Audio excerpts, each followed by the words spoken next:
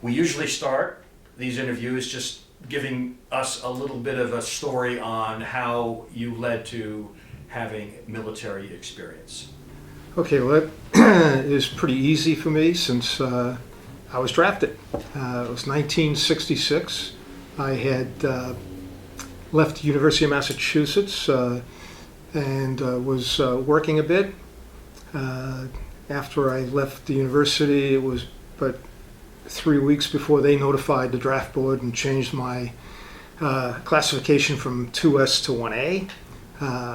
And it wasn't but a month after that I got my greetings from the president welcoming me to the Army.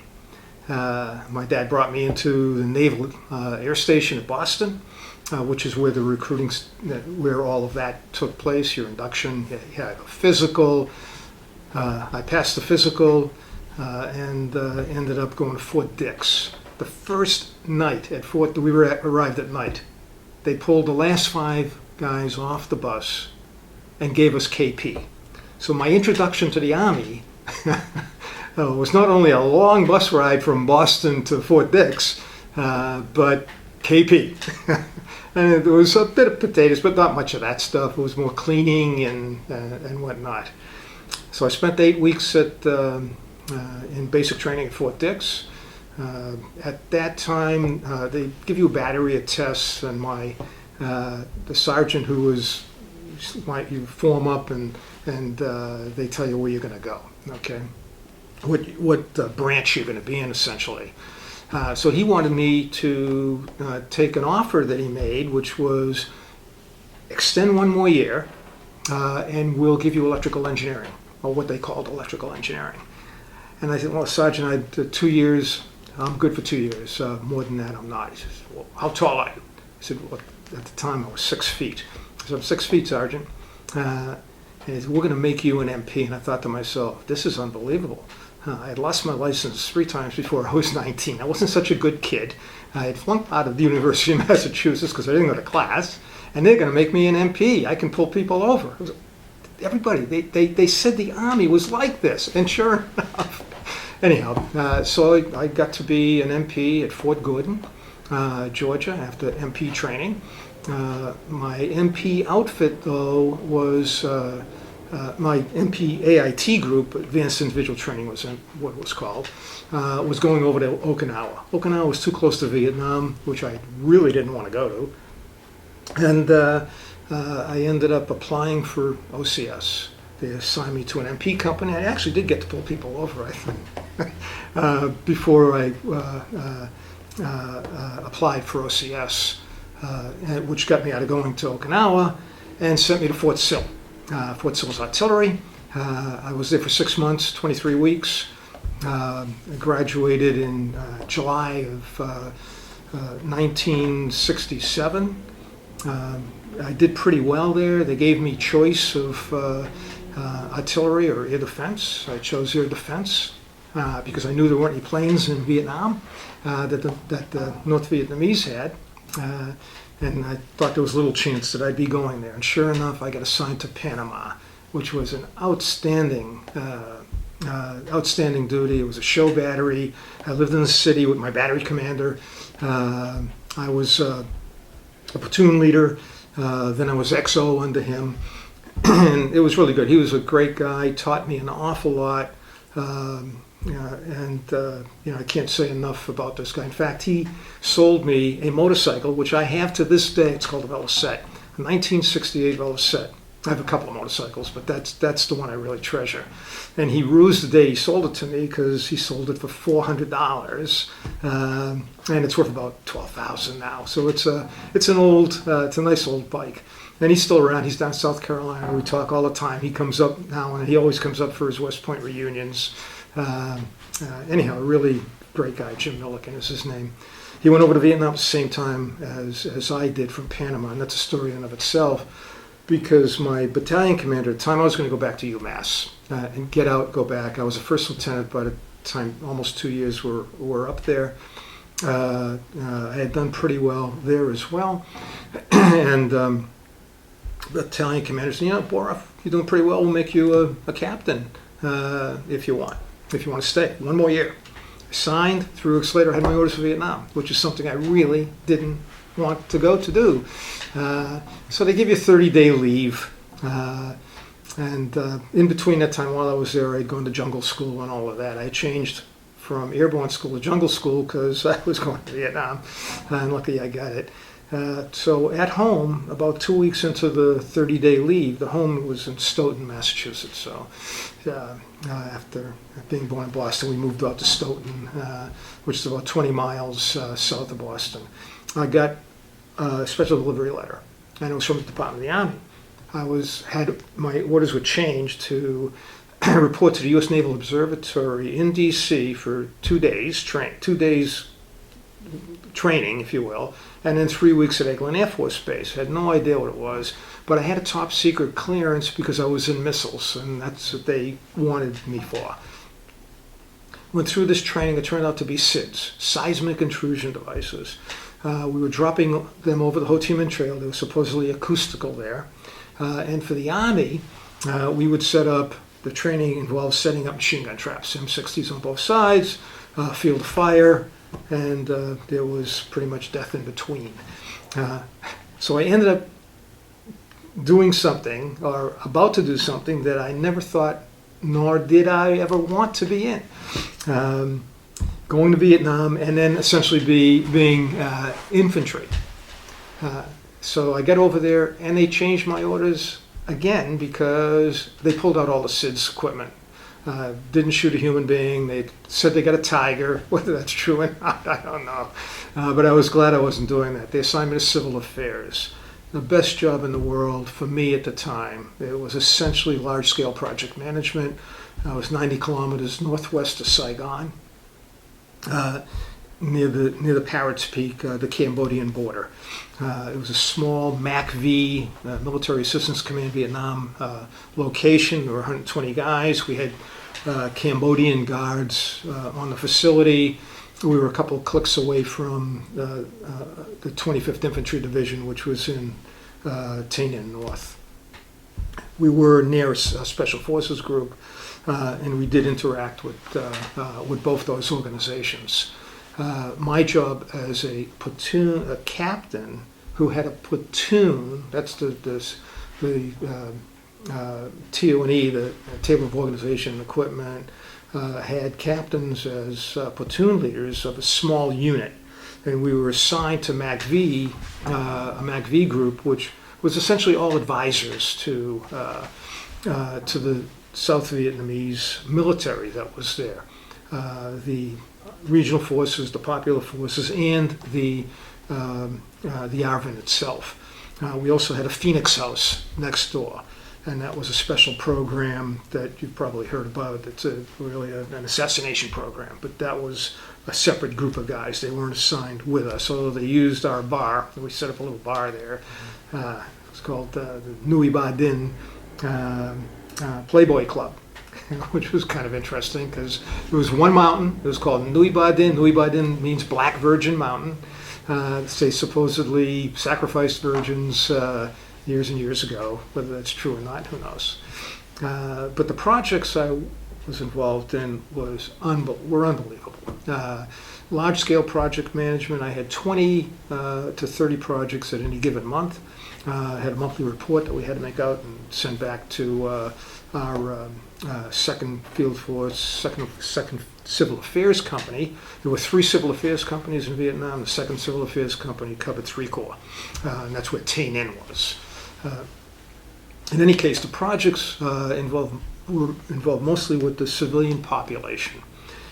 We set up a system whereby the village chief or the hamlet chief would say that he needed a school fixed, or a school, or wells, or culvert, and we would take a look at the project and give materials and building advice if it was required, and if we had the expertise. In some cases we didn't, and I can talk about that in a moment, but bottom line is the projects that we were involved in had to be investigated and then monitored once they were approved. The approval process was the village chief would fill out a form, send it to or the Hamlet chief would just fill out a form, send it to the village chief. Village chief would either approve or disapprove it, send it to the local district. The district would approve or disapprove, and then it would go up to the province where we would, it would come over to us, as well as my counterpart in the Vietnamese group, which was generally a warehouse manager, who had all the materials that we had given the Vietnamese that they were now giving back to us so that we could use them in these projects. Kind of interesting. Anyhow, so some large, very large scale projects, which were things like the Tain and tuberculosis ward. Tuberculosis was rampant in Vietnam. The hospital that was maybe a block away from where we had our base camp, because we were in the city off to the side. It serviced the local population, and there was a TB ward that was essentially a hovel. I mean, it was really, really in bad shape. And you can see why it spread so easily. So a project began essentially by the Philippine Civic Action Group Vietnam, which was a 2,000-man Filipino unit. And they had built a big girls' high school, and now they were involved in this tuberculosis ward, which they laid out. They had the plans for 2 stories, reinforced concrete, L-shaped, a pretty big place and a very big job. They get pulled out. The whole group was being sent back to the Philippines. So the doctor at the hospital turned to us and eventually found me in civil affairs and asked if I would take on the project. A civil engineer from UCLA, who was my first lieutenant, and he was managing other projects for my group. And he looked at the plans and said, you know, we can probably do this if we have the right materials and the right support. And of course, we need a bunch of money. And I said, well, can you do a calculation with the local supply, and assuming that we would supply the cement because we had stores of that, and and the structural materials. And so you need labor, you need to pay labor, you need to buy some materials, etc. And let me know how much it might cost. After looking at all of that and talking with the folks in the local area. Well, he came up with a figure of $50,000 US. So I told this to the doctor at the hospital, thinking he's never going to go for this. And he said, oh, we can get that. You have to come with me, though, to Saigon and talk to the Minister of Health. So here I am, a captain, going down with the doctor of the hospital who knows the Minister of Health. And of course, we get the $50,000, which he gives to me, but it was in piastres. That was the local currency. So I deposited it in the local bank, which is, we're trying to get the economy going. And the plan was to withdraw every week and pay the people that were going to put this all together. That's exactly what we did. We hired local women, actually, that were carrying the sand and the what turned out to be to the cement mixer, and you'll see all this in the pictures. But it was an outstanding project. It went up 11 months. It took us a lot of different problems, but we solved every problem, and we came out with a beautiful building. There was a great ceremony. The Minister of Health came down, the province senior advisor, a couple of generals from 2nd Field Force. It was a pretty big deal. I had a little speech there I gave. All of this was kind of a first for me, as I think at the time I was 22. So I was a 22-year-old captain with a year and a half of bad college and put in this position where there was a lot of responsibility, and it taught me an awful lot about people. I got close to a couple of the people, probably a little too close at MACV. Major Barton and Tom Locken was a captain, flew a helicopter, first Cav. They both died in a helicopter crash when we when we had the Cambodian incursion. They were picking up stragglers and bringing them on board and bringing them back. They get caught up in a storm went down, and they died. To finish this project, I ended up doing a second tour, which essentially was an extension to my first tour. You get to go home for 30 days. During that time, I had 2 R&Rs and 2 leaves. I got to go to Bangkok. I got to go to Taiwan, Hong Kong twice, and of course that 30-day leave. And after we had the Cambodian incursion, that generated a lot of refugees. In fact, about 20,000, which now I had responsibility for that piece because I was in civil affairs and the only local civil affairs guy there, our platoon commander. So we were able to get trucks from the 25th Infantry Division, from the CAV, from a lot of different places, even from the ARVN, and we transported these people up to a place where the Vietnamese had set up for them because they knew there would be refugees. Most of them lived over the border. Most of them were probably VC sympathizers, but they took them in anyhow. It was a crazy war. You get to pull talk duty, so interesting stuff. You get to call in fire, Puff the Magic Dragon, just all sorts of stuff going on. During that time, I had extended. We also had other projects. A fairly large one was the Tainan Technical School, where we electrified the school. I had to call on expertise there, though, from Benoit. There were volunteers. One was his name was Bill Maynard. He was a professional engineer out of Chicago. In any case, he helped electrify the school with lights and got all the machines that were already in the school. We had given USAIDs, gave the school all this equipment, but there was no electricity. There was a 400 kVA generator sitting out in front of the school. Nothing was hooked up. There was no protection for the generator. There was no diesel. So we built a shed, got a diesel tank in there, got the generator going, lit up the school, and also lit the school next door, which was the Tainan Girls High School that Phil Cagg had built. In any case, that was another interesting project. And aside from all the smaller projects that we're involved in and the large refugee situation that we had during my time there. So it was coming to the end of my second tour. We had finished the hospital in November. I really didn't need to go home for Christmas. I'm Jewish, didn't celebrate the holiday, so I extended another 6 days to get into the new year because I was going back to school. I'd already arranged with the University of Massachusetts to come back. And they took me because they, well, I don't know how it worked back then, but they did take me back. I ended up in engineering, doing really well, and ended up getting a scholarship to University of Rochester, which I ended up not taking because AT&T had a better offer. And I was getting married, so it worked out. I ended up working to AT&T for 42 years. My first marriage lasted 3 years. She was the only girl in the industrial engineering class, and I ended up marrying her. And it was still friends, so it all worked out. But I met my current wife while I was working for AT&T and been married there since 1981. And she's unbelievable. Karen is was dean of the business school at Seton Hall University for 10 years, provost for several years. I ended up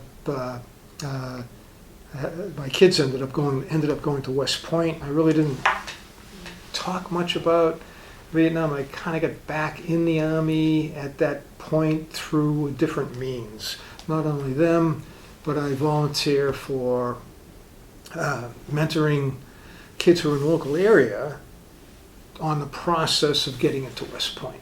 So I have certain schools I go to and talk to the kids about. I interview them and show them how to get through it's a long process. You have to do a million things. I mean, nothing like applying to a regular school. I mean, they not only do you have to have good grades, but you have to be physically fit to go in and medically fit. A lot of kids are disqualified medically. If you take an EpiPen, it's a disqualification. If you have asthma, disqualification.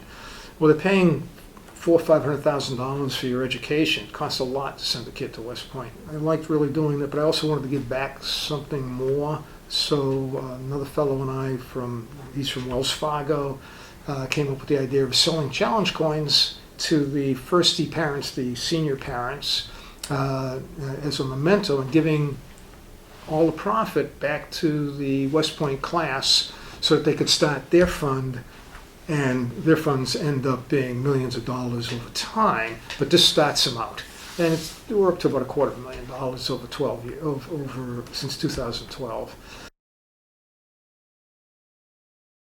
So I do a couple of volunteer items like that. I volunteered for the town, for the zoning board. I was chairman for a while.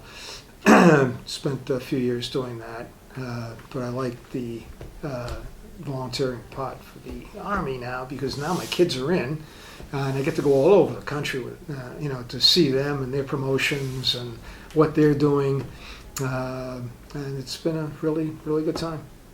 Happy.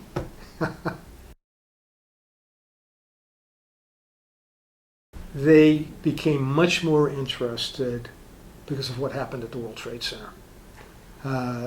I picked them up from St. Pat's. My wife was at Seton Hall and stuck there. So I ended up leaving work. Of course, we all left work on that day, and picked them up from St. Pat's here in Chatham, and explained to them what was going on. When my wife got here, we drove out to the Heights at South Orange and saw the buildings. It was just incredible. And before that, they had little Army bits. We'd gone to no games or no West Point games or anything, but my son went to lacrosse training up there, a camp, lacrosse camp. And that was good. My daughter went to soccer, and they saw a little bit then. And I think that's what my son really ended up. He was the first to go. He had applied he wanted to do engineering. It was a good school for engineering. Obviously, fourth in the nation for mechanical engineering, for example. It just tops on a lot of good stuff, a lot of good career stuff. But he first got into the military sense when he really thought he could handle it by going to the Coast Guard, applying to the Coast Guard Academy, at least going to one of the interviews, and they got him into AIM, which was the academy system that they had for 1 week, where you come up there, they look at you, you look at them, and you go through some of the paces of what they do. Well, he found he liked the regimentation. I said, gee, maybe I should try to apply to West Point then. Because when he was little, we'd take him down to Washington's Crossing. They both wore little uniforms. It was pretty cute. Anyhow, the bottom line is he ended up choosing West Point. And my daughter followed him there 3 years later. She was more of a, I don't want to say tomboy, but she got along with everyone, and was really active in sports. Soccer goalie for the team, for the high school team. My son played football, extraordinary. He was a big kid, 6'4", slow. He couldn't move very fast. However, he made the line as an offensive lineman. He could block. He made the lacrosse team, believe it or not. Again, wide body. The only time you get in was man down, where they sent them in to stand in front of the goal. Now, Alex, if you can get to the ball, great, but you're going to block a third of the goal anyhow. My son had more than an inkling of what he wanted to do when he was in the Army. When he was 12 years old, I'd catch him laying on his bed with his hands behind his back, looking up at the mantle. On the mantle was an M1 Abrams tank. Sure enough, he went into armor. My daughter was a little different story. By that time, they were assigning more of an assignment of military needs versus how high you graduated in the class, because they both graduated pretty high. And ordinarily, you'd get to choose get your first choice. Well, she got her second choice, which was artillery, because they needed women in the combat arms. They had opened up combat arms. Both kids did, really well there. My daughter, just as an example, they sent her to Trinity College in Ireland for a whole semester abroad, which was outstanding. We got to go over there and read the Book of Kells. It was very good. She got to work for a senator for 3 weeks. She got to work at the NSA and read my email. No, she didn't read my email, but she did get to work at the NSA for 3 weeks. She did all sorts of training. She ended up getting her airborne wing. She jumped. I never thought she'd jump. I never thought she'd be a boxer. She ended up joining the boxing team and coming in second in nationals twice. My son was on crew, built himself up enormously. Now he'd be a great football player. I thought my son would get out after 5 years. You have a 5-year commitment. And I thought the same thing about my daughter, but both of them changed their mind. They found they liked what they were doing. They got great assignments. My daughter, of course, being in combat arms, had a number of firsts. She was the first female platoon leader in combat environment in Iraq. She managed had a platoon of 155 howitzers that supported the Iraqis on the attack on Mosul.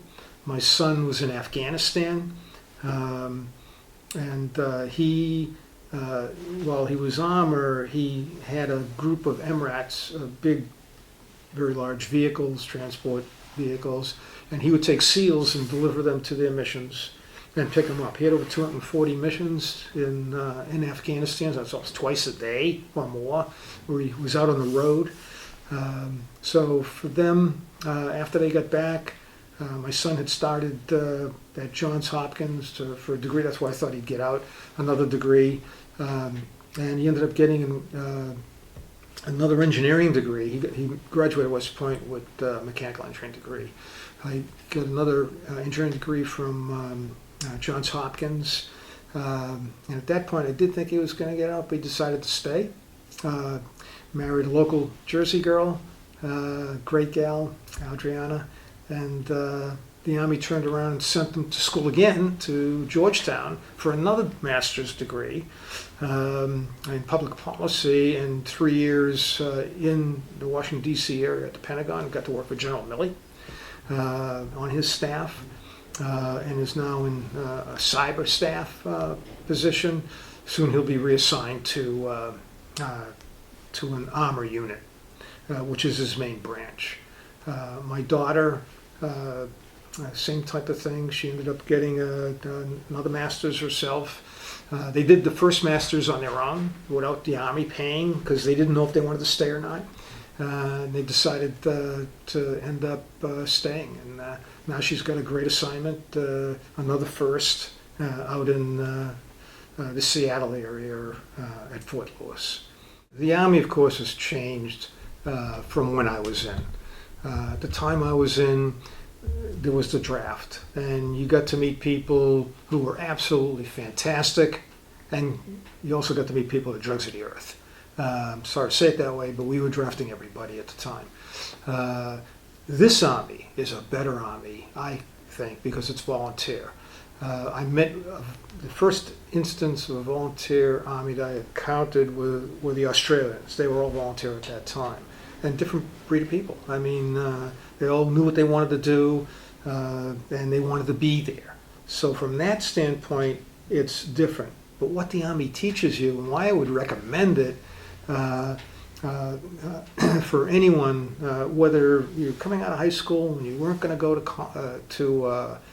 college or not, is that it gives you responsibilities that you would never have in the civilian world. Major responsibilities.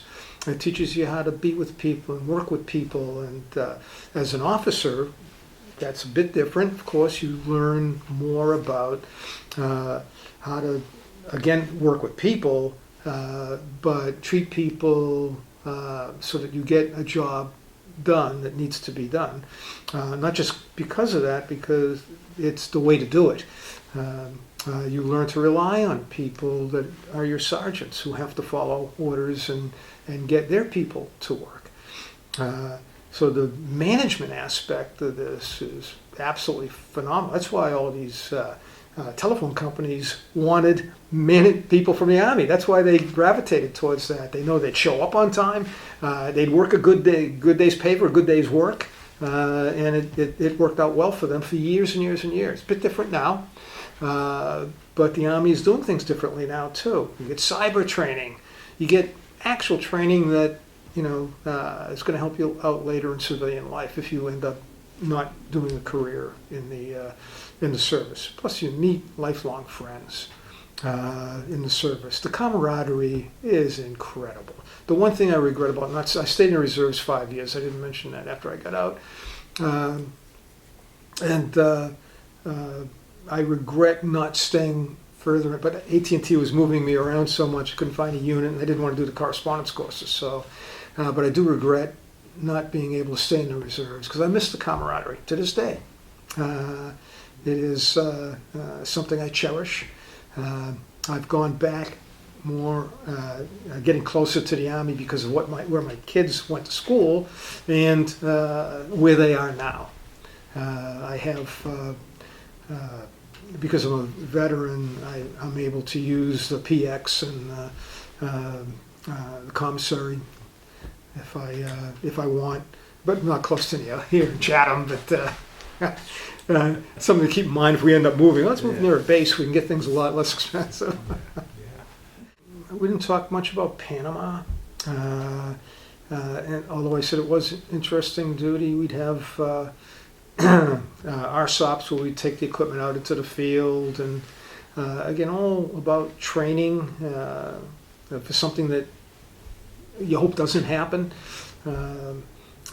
But you learn to deal again with people. That was my first platoon size group that I had to manage. In the tropics. Actually, I ended up in the tropics for 4 years. I was only in the States maybe a year, a little less than a year, because I was sent to Panama and then Vietnam. I think we've covered a lot of it. As I said, I have hundreds of photographs because of the position that I was in, and I have a comparison between the old and the new, which is kind of interesting. When I went back with my son, showed him what I had done there, and some of the projects that were still there. Some of them were gone, of course. It was 50 years. That's a long time ago. In fact, I don't know if I have some videos of him trying to get into the, you ever hear of Cu Chi and the tunnel system? Cu Chi, VC had tunnels underneath, right, at Cu Chi, which was halfway between Saigon and Tay Ninh. And they would live there. They had hospitals underground. They had lots of stuff underground. Well, they had one of the tunnels that they had left there and had a cap on it. They took the cap off so you could go actually inside. He couldn't fit. He was too big to fit inside. That's why we had tunnel rats. They were smaller guys that could go in and blow up whatever was there or clean it out. It was just incredible. But no, I think we covered a lot of it. I did fail to mention one thing though. My grandfather, first of all, the family. Not only are my two kids in, my wife is an honorary colonel of the Pirate Battalion at Seton Hall and taught up at West Point a couple different times on sabbatical. Free, no charge to West Point, because West Point was giving her sabbatical money anyhow, but she wanted to give back, and of course I wanted to give back too. We didn't pay anything for college. The kids are paying now with, of course, their time and the time that they're in. But her family was also military. Her parents were World War II Navy. Her brother was Navy. My brother was a career Marine. And my grandfather was drafted into the Russian Army. He came over from Russia. He was actually, I have a picture of him, by the way. I'll have to get that to you. It's a great picture of him in he's Jewish, right? Cossack hat with his musket way above where he is. He's a short guy, or he looks short according to musket. It's the Russo-Japanese War. And so they drafted him into that. He got back. 6 months later, they said they were going to draft him again. So he skedaddled to Lithuania, came over to the U.S., and became a U.S. citizen, and was eligible for the draft here, and he knew that, but at least it wasn't, or eligible to go into the service. Yeah, they did have the draft there in World War I. But he came over in 1909, so he was probably a little old, at that time. Well, the community service really started a bit earlier than the zoning board. I volunteered to be on a board that would look at Cablevision coming in and what the charges would be, and so that kind of started it out. And then the mayor at the time, I had done some, wrote up some stuff there, but the mayor at the time ended up calling me, asked me if I would like an appointment to the zoning board. They had a vacancy. And I said, well, I'm not a Republican anymore. I switched to the Independent Party because I don't like the way that too far right or too far left are going. I want to be able to make choices. He says, it's okay, just don't tell anyone. I said, okay. I thought that was funny. So I served on the zoning board for 2-3 years, and then was appointed chairman for a couple of years. So I served 5 years on the zoning board. At that time, Chatham is a small town with 4 quadrants, and people used to move up. Up is probably a poor word, but move into more expensive locations within the town, right within the town. And the planning document had all of this lined out, not the movement part, but how the sections were constructed, smaller houses to bigger houses to up on the hill, right? And they wanted to keep it that way in terms of not overbuilding. Like when I lived in Tenafly for a while, what a disaster in terms of how the zoning got out of control and 3.5, 4-story buildings were being built. We didn't want that in Chatham, so we held very tight to the requirements for zoning, which at the time were pretty stiff. You had to have certain building coverage, certain lot coverage, and a really defined set of requirements that kept a lot of people from building out large. That's changed a bit over time and loosened up fairly considerably. So the town has changed a bit there, but during the time that I was there, we kept it in control. I wish they had more control over it. But that's changing times. It's okay. We've lived in our house since 1989. Love it in Chatham. It's a great town, great school system. I can't say enough about the school system. I don't have kids anymore, but I'm happy to pay those taxes. And we're 68, 69% of the tax goes to the school system. But I'd pay that in a minute. It's worth it. It really is. Teachers are great. Guidance is great. And it's a great group of kids. They do watch out for each other. With my kids, at least the friends that they had, it was an outstanding town to grow up in.